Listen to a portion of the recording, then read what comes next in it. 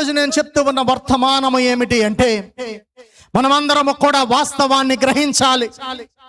ద్రోహము, అలాగే హృదయముకు తగిలే ఒక గాయము, అలాగే మన యొక్క సొంత రక్తము మనకు కలిగించే ఒక గాయము, అలాగే మన జీవితాల్లో దేవుని యొక్క వాక్యము మనల్ని ఎలా ఆదరిస్తూ ఉన్నదన్న ఒక విషయాలు ఈరోజు మనం ప్రాముఖ్యంగా ధ్యానించబోతూ ఉన్నాం. మొదటిగా, ద్రోహము తరచుగా అంతరంగంలోనే జరుగుతూ ఉండేది. అంతరంగము అంటే కుటుంబం అంతరంగంలోనే జరుగుతూ ఉండేది. ఈరోజు యోసేపు రాసిన ఆదికాండ 37వ అధ్యాయాన్ని మీరు ప్రాముఖ్యంగా చూసినప్పుడు, యోసేపు బహుబాగా తండ్రి చేత ప్రేమించబడ్డాడు. తండ్రి యోసేపుని బాగా ప్రేమించాడు, అన్నల్ని కొద్దిగా పక్కన చూపించాడు. అక్కడ ఏమైందంటే, పక్షపాత ద్వారానే వారు వ్యవహరించి ఉన్నారు. దయచేసి మన యొక్క బైబిల్ ఆదికాండ 37వ అధ్యాయం 3-4 వచనాలు మనం చూసినప్పుడు,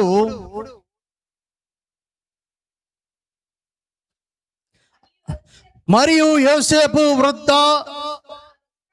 ఇశ్రాయేలీలు వృద్ధాప్యమందు పుట్టిన కుమారుడు గనుక కుమారులు అందరికంటే ఎక్కువగా అతన్ని ప్రేమించి అతని కొరకు విచిత్రమైన నిలుపుట అంగీని కట్టించెను.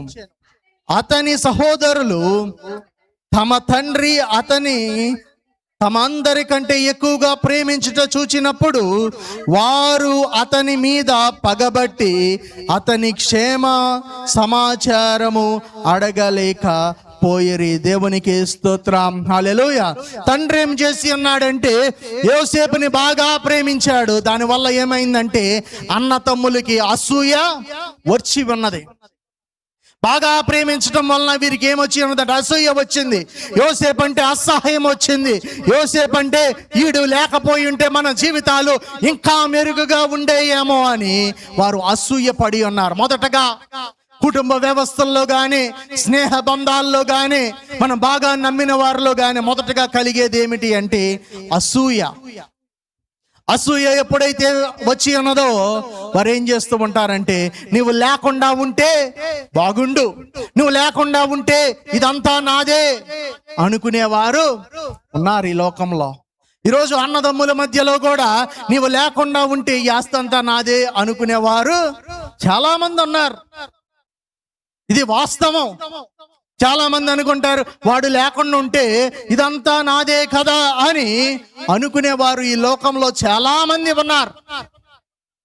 ఈరోజు దేవుని యొక్క వాక్యం ఇక్కడ యోసేపు గురించి మనం చూస్తూ ఉన్నప్పుడు, ఆ ఒక అన్నదమ్ములు అనుకుంటూ ఉన్నారు, ఇక్కడ యోసేపును తండ్రి బాగా ప్రేమిస్తూ ఉన్నాడు, ఒకవేళ యోసేపు లేకుండా ఉంటే మాకు ఈ గోల ఉండేది కాదేమో అని వారు అనుకుని ఉండవచ్చు. ఈరోజు మనం చూస్తూ ఉంటే, జ్ఞాపకం చేసుకుంటూ ఉంటే, రెండవ మాట, వారు కుట్ర పన్ని ఉన్నారు. ఏం చేశారండి? కుట్ర పన్ని ఉన్నారు. మనకి 19వ అధ్యాయం 10వ వచనంలో కనిపిస్తూ ఉండిద్ది.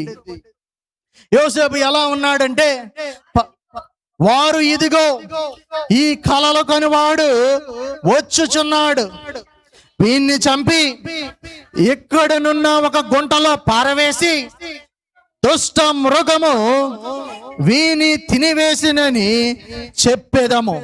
అప్పుడు వీని కలయములో ఏమవునో చూద్దాము, రండని ఒకరితో ఒకరు మాట్లాడుకొనుచుండిరి. దేవునికి స్తోత్రం, హల్లెలూయా. ఇక్కడ వాళ్ళు అంటూ ఉన్నారు, కుట్ర పన్నారు, కుట్ర పన్నుతూ అంటూ ఉన్నారు, వీడు కలలకంటూ ఉన్నాడు, వీడెప్పుడు కూడా ఏదో నేను ఇదైపోతూ ఉంటానని కలలు మనకు చెప్తూ ఉన్నాడు. వీడిని ఏం చేయాలంటే, వీడిని మనము ఒక కుట్ర పన్ని వీడిని అడవి మృగాలకి మనము అప్పచెప్పాలి అని వారు ఆలోచన చేస్తూ ఉన్నారు. ఎవరంటే, సొంత రక్తము పంచుకుని పుట్టిన అన్నదమ్ములే. వాళ్ళు ఏమనుకుంటున్నారంటే, నీవు బ్రతుకుంటే మాకు క్షేమము కాదు, నీవు చచ్చిపోతేనే మాకు మంచిది అని ఏం చేసి ఉన్నారంటే కుట్ర పన్ని ఉన్నారు. ఈ లోకంలో మనం జ్ఞాపకం చేసుకోవచ్చు, మానవులు ఎన్ని కుట్రల్లో పన్నా, మానవులు ఎన్ని విచిత్రమైన చేష్టలు మన జీవితాల పైన చేసినా మనం జ్ఞాపకం చేసుకోవాల్సినది ఏమిటి అంటే, దేవుని యొక్క హస్తము మన పైన ఉన్నప్పుడు మనల కాపుదల ఇచ్చువాడు ఆయన మాత్రమే. దేవునికి స్తోత్రం, హల్లెలూయా.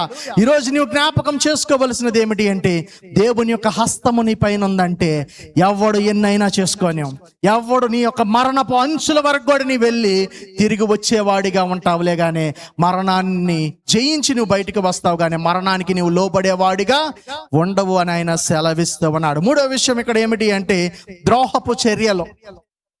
28వ వచనాన్ని మనం చూసినప్పుడు అదే అధ్యాయంలో, మిద్యానీయులు అయిన వర్తకులు ఆ మీదుగా వెళ్ళుచుండగా వారు ఆ గుంటలో నుండి యోసేపును పైకి తీసి ఆ ఇష్మాయేలీయులకు 20 తలములు వెండి అతనికి అమ్మివేసిరి.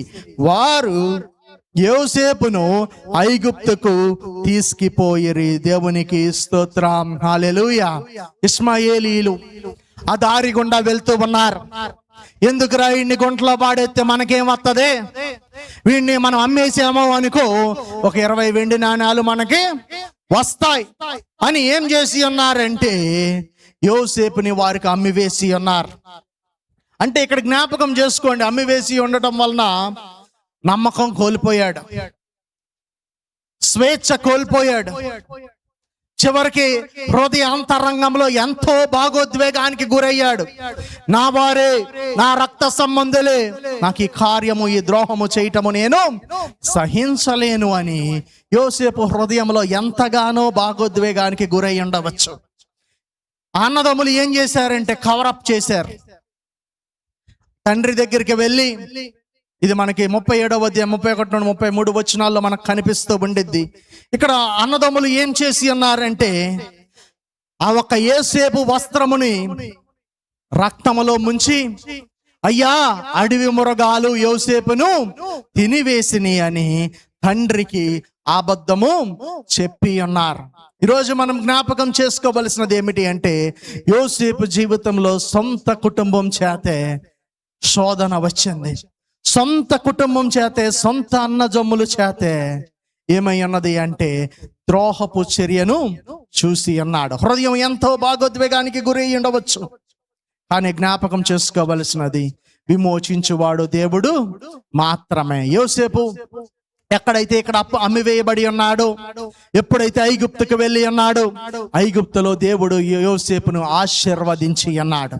అదే అన్నదమ్ములు వారికి కరువు కాలము వచ్చినప్పుడు యోసేపు దగ్గరికి వచ్చి యోసేపు వారికి ఆహారము పెట్టి ఉన్నారు, వారికి ధాన్యములు ఇచ్చి ఉన్నాడని మనం బైబిల్లో చూస్తూ ఉన్నాం. బైబిల్లో ఒక మాట ఉండేది, ప్రాముఖ్యంగా మీకు జ్ఞాపకం ఉందో లేదో కానీ, ఎందుకు పనికి రాని రాయి చివరికి తలకి మూల రాయి అగును. దేవునికి స్తోత్రం, హల్లెలూయా. ఈ యొక్క కథ మొత్తం మీరు విన్నప్పుడు జ్ఞాపకం చేసుకోవలసినది, యోసేపు మొదటగా పనికి రానివాడు, వాడు కలలుగనేవాడు. వాడు ఎందుకు పనికిరాడు, అలాంటి వాడు ఎందుకు అని వారు అనుకుని ఉన్నారు. కానీ జ్ఞాపకం చేసుకోండి, చివరికి తలరాయిగా దేవుడు నిలబెట్టి ఉన్నాడు. దేవునికి స్తోత్రం, హల్లెలూయా. దేవుడు గాయాల్ని మానుస్తూ ఉంటాడు.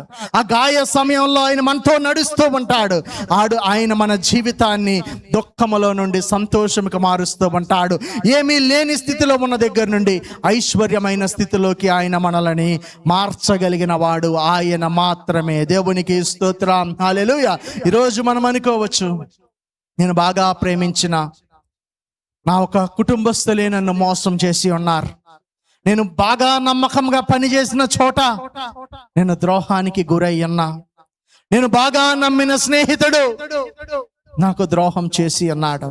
ఈరోజు నేను చెప్తూ ఉన్నాను, యోసేపు వలె ఈరోజు నువ్వు తృణీకరించబడిన స్థితిలో ఉన్నావేమో, యోసేపు వలె నలిగిపోయిన స్థితిలో నీవు ఉన్నావేమో. దేవుడు నీ పక్షాన గొప్ప ఉద్దేశము కలిగి ఉన్నాడు. దేవుడు ఆయన తగిన సమయం వచ్చినప్పుడు ఆయన తప్పనిసరిగా యోసేపును లేవనెత్తిన దేవుడు నిన్ను నన్ను లేవనెత్తగలిగిన వాడు. దేవునికి స్తోత్రం, హల్లెలూయా. ఈరోజు మనం